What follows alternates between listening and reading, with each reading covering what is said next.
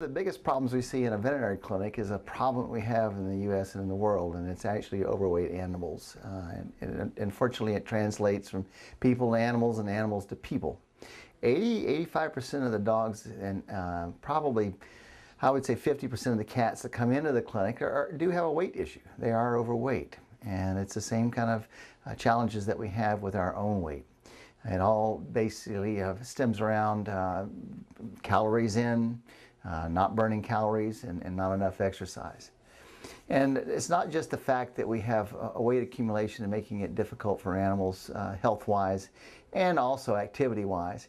It's a number of things that happen to the individuals because of the weight. And we'll talk about some of those in a minute. The main thing, or the first thing we need to talk about is how do we measure if an individual is overweight. With dogs and cats, we use a 1 to 9 body condition score. It's a grading score. A score of 4 and 5 is normal. Animals that are under 4 and 5 are underweight. Animals that are over 4 to 5 are overweight. Rarely do we see animals underweight. It's usually associated with, unfortunately, chronic illness or terminal illness, which causes the body to lose a lot of weight because of the disease process that's going on.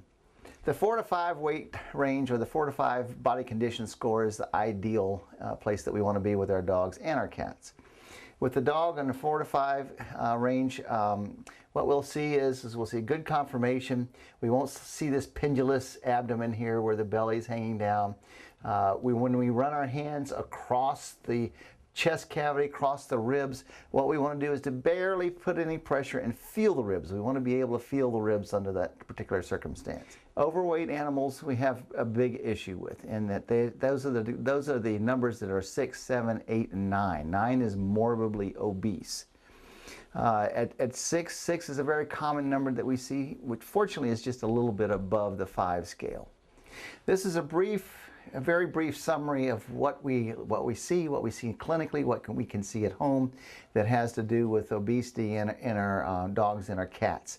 The cat model is exactly the same as the dog, and we're looking for waist. Do we have a waist on our cats? Do we have a lower abdomen, a pendulous abdomen, and can we feel those ribs on the side of our cats? The long and the short of it is that too many calories and no exercise really leads to a big problem with weight. In our next segment, we're going to go into some of the other things that being overweight does cause, and the possible way to see if we can try to improve our pet's health by weight loss and proper exercise and food intake.